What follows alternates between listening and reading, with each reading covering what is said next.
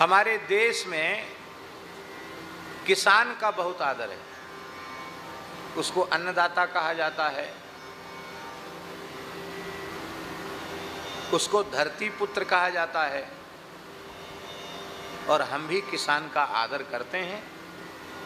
भारत कृषि प्रधान देश है, आदर होना ही चाहिए। लेकिन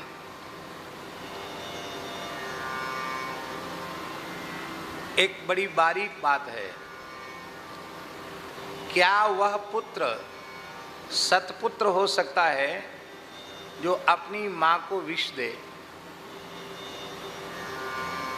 खुराक के नाम पर अपनी मां को जहर देने वाला, विष देने वाला कभी उत्तम पुत्र नहीं कहला सकता।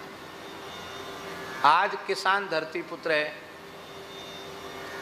लेकिन जो धरती पुत्र है वही धरती माता को विष दे रहा है। अभी एक महात्मा बता रहे थे कि मूंग की फसल अभी हुई है। बोले महाराज जी, कीड़े लगते हैं और जब कीटनाशक का छिड़काव किया जाता है तो लाखों करोड़ों की संख्या में कीड़े, घंटा 2 घंटा नहीं, मिनट 2 मिनट नहीं, दिवाई छिड़कते ही अरबों खरबों कीड़े खेत में ही गिर जाते, मर जाते।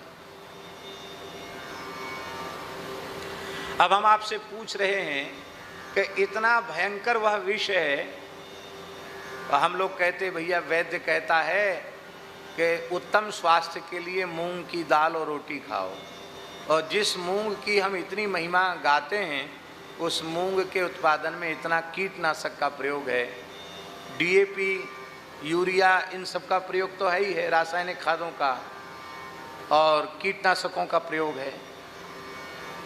तो कीड़ों पर, जिंदा कीड़ों पर जिसका इतना प्रभाव कि एक क्षण वे जीवित नहीं रहते, क्या फसल पर उसका प्रभाव नहीं होता होगा? क्या अन्न पर उसका प्रभाव नहीं होता होगा? यहाँ बड़े बूढ़े लोग बैठे हैं, हमारी तो उतनी आयु नहीं है, लेकिन हम को स्मरण में है आज से 40-45 वर्ष पहले अन्न में जो स्वाद था, अरे अन्न की बात जाने दो, साग सब्जी में जो स्वाद था वो स्वाद अब कहाँ चला गया पता ही नहीं। ये विष का प्रभाव है। और किसान धरती को विष दे रहा है, उसका दंड उसे मिल रहा है। भयंकर मुगल काल में जब भयंकर अत्याचार हिंदुओं पर था, उस काल में कोई किसान आत्महत्या के लिए मजबूर नहीं हुआ। अंग्रेजी शासकों ने, अंग्रेजों ने बड़ी बड़ी लगान लगाई, कर लगाए, बहुत पीड़ित किया किसानों को। उस काल में भी किसान आत्महत्या करने के लिए मजबूर नहीं हुआ, और स्वतंत्र भारत का किसान आज भी आत्महत्या कर रहा है। इस बात पर विचार करना पड़ेगा कि नहीं करना पड़ेगा? ये धरती माता को जहर देने का पाप का परिणाम है। आप लोग कहेंगे उस समय इतनी विसंगतियां थी, इतना अभाव था, और उस काल में किसान फिर भी ठीक था। आज इतनी अधिक समृद्धि आ गई है, अधिक से अधिक अन्न का उत्पादन हो रहा है, समृद्धि भी आई है, फिर भी किसान ऐसा क्यों है?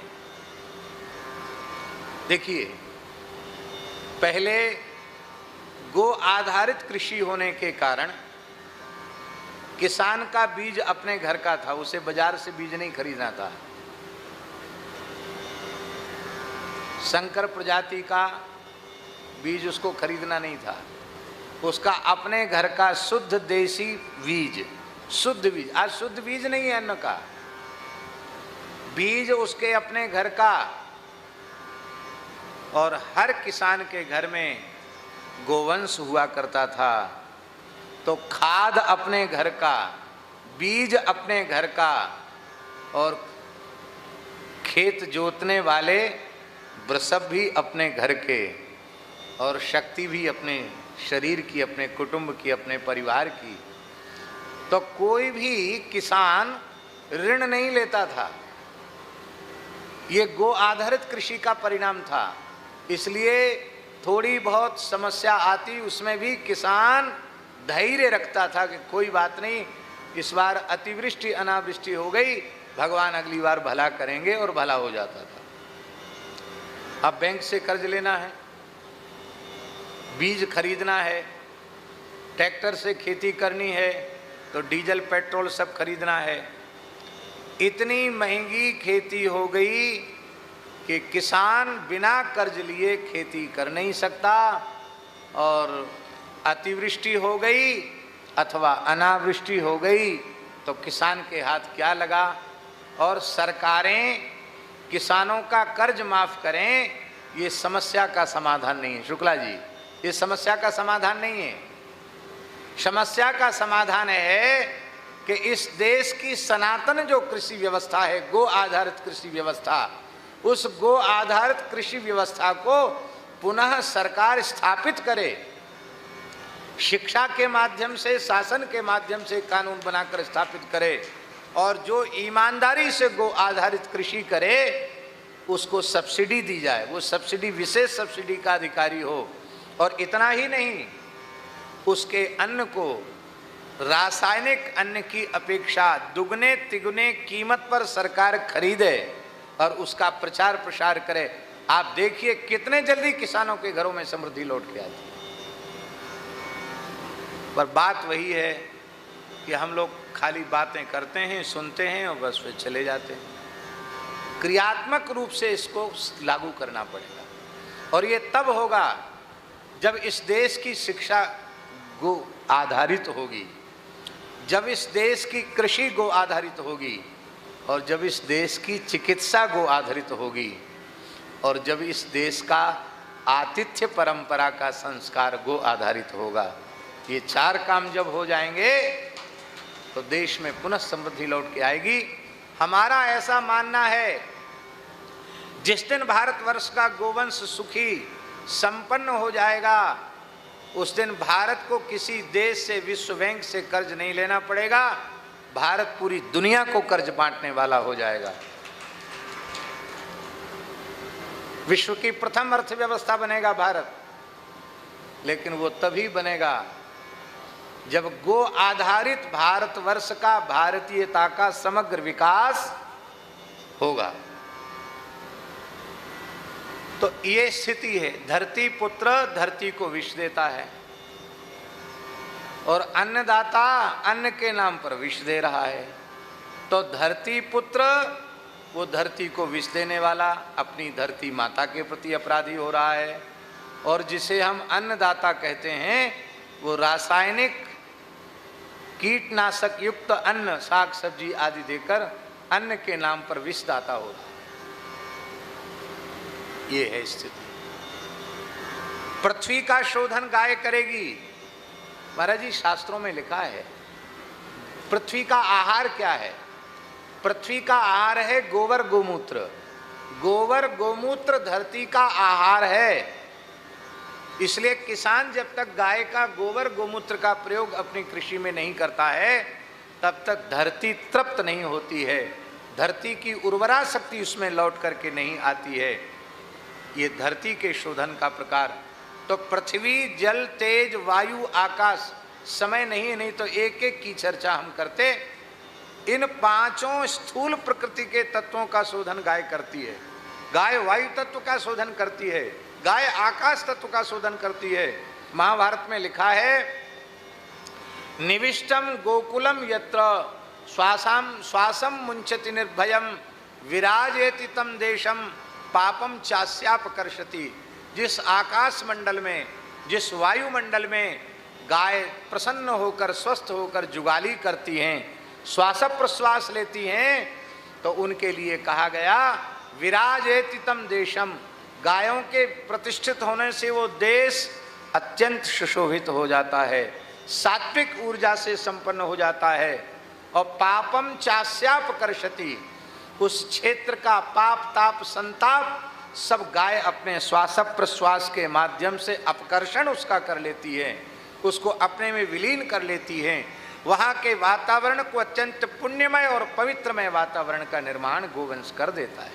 इसीलिए जहाँ आप देखेंगे, जहाँ गौशाला के नाम पर गाय कष्ट पा रही हैं, वहाँ आप गौशाला के नाम पर जाएंगे तो आपका मन दुखी हो जाएगा।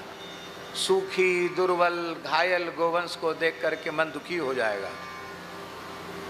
कई बार तो लोग बचते हैं गौशालाओं में जाने से, अरे नहीं वो ठीक है, हमने कई गौशालाएं देखी, हमको नहीं जाना, ऐसी स्थिति।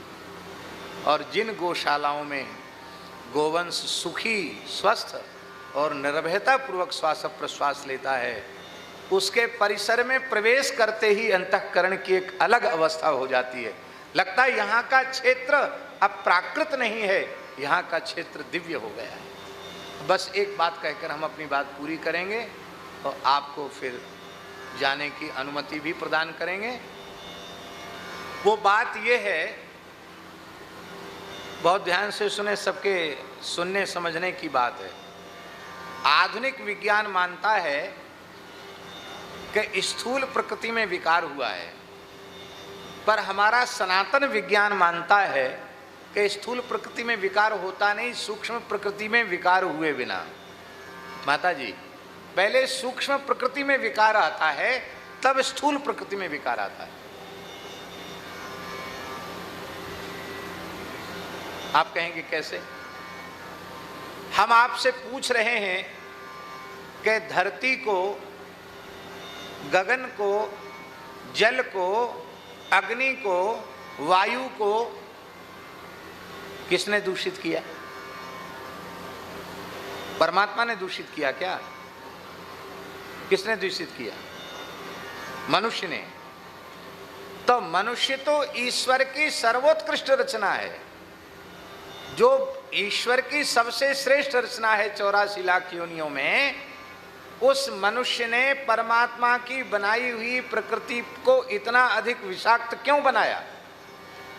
इसका उत्तर है कि मनुष्य की सूक्ष्म प्रकृति में विकार आया। सूक्ष्म प्रकृति क्या है? मन, बुद्धि और अहंकार, ये तीन सूक्ष्म प्रकृति हैं। इसी को गीता जी में भगवान ने कहा, भूमि रापो नलो वायु खम मनो बुद्धिरेव च अहंकार इति यम में भिन्ना प्रकृति अष्टधा। ये अष्टधा प्रकृति है, इसमें पंचधा प्रकृति स्थूल है और त्रिधा प्रकृति, तीन प्रकृति सूक्ष्म है। तो जब मन में, बुद्धि में और अहम में विकार आता है, तब विकृत मानसिकता वाला मनुष्य परमात्मा की बनाई हुई प्रकृति को विषाक्त बना देता है। तो मनुष्य की सूक्ष्म प्रकृति का शोधन कैसे होगा शुक्ला जी? मनुष्य की सूक्ष्म प्रकृति का शोधन होगा गो सेवा से और गव्य पदार्थों के आहार की प्रतिज्ञा से। क्योंकि वेद में लिखा है, आहार शुद्धौ सत्व शुद्धि ही। आहार की शुद्धि से अंतःकरण की शुद्धि होती है। तो गो सेवा से मन शुद्ध होगा, गो सेवा से बुद्धि शुद्ध होगी, गो सेवा से अहंकार शुद्ध होगा, बुद्धि शुद्ध होगी, मन शुद्ध होगा, अहंकार शुद्ध होगा। और जब ये शुद्ध हो जाएंगे तो हम भगवान की बनाई हुई प्रकृति में विष नहीं, हम उसमें अमृत का सिंचन करेंगे। और जहाँ जहाँ गौशालाएं हैं वहाँ वहाँ वृक्ष लग रहे हैं और बड़े पैमाने पर गो आधारित कृषि भी हो रही है। पंचगव्य से जीवन दायिनी औषधियों का निर्माण भी हो रहा है, बहुत काम हो रहा है। अभी टीकमगढ़ के जो इस समय कलेक्टर महोदय हैं,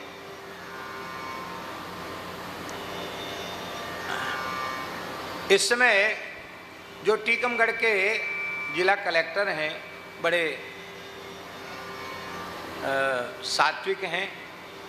उनके पिताजी ने दीनबंधु दास जी से भागवत की कथा सुनी थी। उनका मन था कि हम टीकमगढ़ प्रवास में हों तो उनके निवास पर हम पहुँचें। तो हम गए तो उन्होंने एक बात कही, बोले महाराज जी, हमारे आसपास भी टीकमगढ़ के गौशालाएं हैं, लेकिन हम आपको सच्ची बात कहें कि गौशाला में जाने की बात, हमको बुलाने की बात कही जाती है, कभी किसी कार्यक्रम में हमको जाना भी पड़ता है, लेकिन हमको गायों की तरफ जाने का मन नहीं करता। क्यों? उनकी दुर्वस्था देख करके। सरकारी अनुदान जो अनिल जी और अध्यक्ष जी, जो सरकारी अनुदान आ रहा है, उस सरकारी अनुदान से ही गौशाला चल जाए ऐसा नहीं है। ये गौ सेवा करने वाले लोग अनुभव करते हैं। 40 रुपए से क्या गाय का खर्च चल जाएगा? लेकिन दुख की बात है, वो सरकारी अनुदान वाला 40 रुपए भी ईमानदारी से गाय के लिए खर्च नहीं किया जाता है। इसलिए गायों की दुर्वस्था है। वो कहते महाराज सहयोग भी सरकारी हम लोग देते हैं, हमको पावर देते हैं, लेकिन मन कचोटता है कि यहाँ गाय कष्ट पा रही है। गौशालाओं में गंदगी, गोबर पड़ा हुआ है, गाय अत्यंत दुर्बल और क्रश हो रही हैं, रोग युक्त हो रही हैं। कहते हमारी स्थिति ये है कि हमको ओरछा जाने का अवसर मिले और हमारी कहीं हमको बाहर यात्रा में जा रहे हैं, थोड़ा भी समय हमारे पास हो तो बोले हमारा मन करता है कि हम सुरभि गोधाम जरूर जाएं। क्यों? वहाँ की प्रसन्न गायों का दर्शन करके मेरा मन इतना खुश हो जाता है कि मैं क्या कहूँ। तो उसका कारण ये है कि सरकारी अनुदान में जो राशि आ रही है वो तो पूरी की पूरी गौ सेवा में लग ही रही है, उससे दुगनी तिगुनी राशि भी यत्र तत्र से व्यवस्था जुटाकर हम लोग लगा रहे हैं। उसका परिणाम है इतनी सुंदर गाय। हम यह बात बहुत ध्यानपूर्वक कहते हैं कि अग्नि के समान तेजस्वी पुरुष भी गाय का एक कौड़ी पचा नहीं सकता है। सूर्य के समान तेजस्वी व्यक्ति भी, सूर्य के समान तेजस्वी सूर्य हैं, दूसरा हो नहीं सकता, लेकिन एक कथनचित सूर्य के अग्नि के समान तेजस्वी पुरुष है, वो गाय का एक अंश, एक रुपया, एक कण पचा नहीं सकता। लोक परलोक सब नष्ट हो जाता है। मानव सेवा से बचा हुआ धन गौ सेवा में लगाया जा सकता है, जन सेवा से। ठाकुर जी की सेवा से बचा हुआ धन गौ सेवा में लगाया जा सकता है। ब्राह्मणों की सेवा से बचा हुआ धन गौ सेवा में लगाया जा सकता। संतों की सेवा से बचा हुआ धन गौ सेवा में लगाया जा सकता। पर गाय की सेवा के लिए जो धन आया है वो ठाकुर सेवा में नहीं। ठाकुर जी नहीं पचा सकते उसको, संत नहीं पचा सकते उसको, ब्राह्मण नहीं पचा सकते उसको। और दुख की बात है कि कई बार तो अधिकारी ही कहते हैं कि हम इतना मंजूर तुम्हारे लिए करेंगे, इसमें से कितना हमको दोगे। आपसे बिना तथ्य के हम कोई बात नहीं बोल सकते, झूठी बात बोलने का अभ्यास हमारा नहीं है। सामने हमारे उड़ीसा के संत जगदीश दास जी बैठे हैं। बालेश्वर में गौशाला है, वहाँ भी सरकारी अनुदान है उड़ीसा में। तो दुख की बात, बड़ी पीड़ित होकर के हम ये बात कह रहे हैं कि अधिकारी चेक तब मंजूर करते जब गौशालाएं उनको पैसा देती। उन्हें ये परवाह नहीं है कि हमारा लोक परलोक का क्या होगा, हमारी क्या गति होगी, धन कहाँ लेके जाएंगे हम।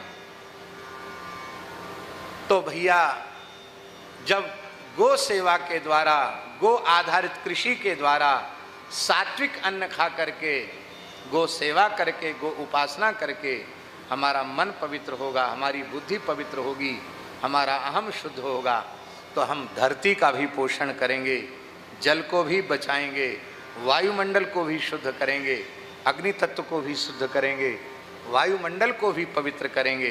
तो हम परमात्मा की बनाई हुई प्रकृति में जो विष व्याप्त हो रहा है, इस विष का समन करके हम पर्यावरण की रक्षा करके, प्रकृति की रक्षा करके पुण्य के भागी बनेंगे।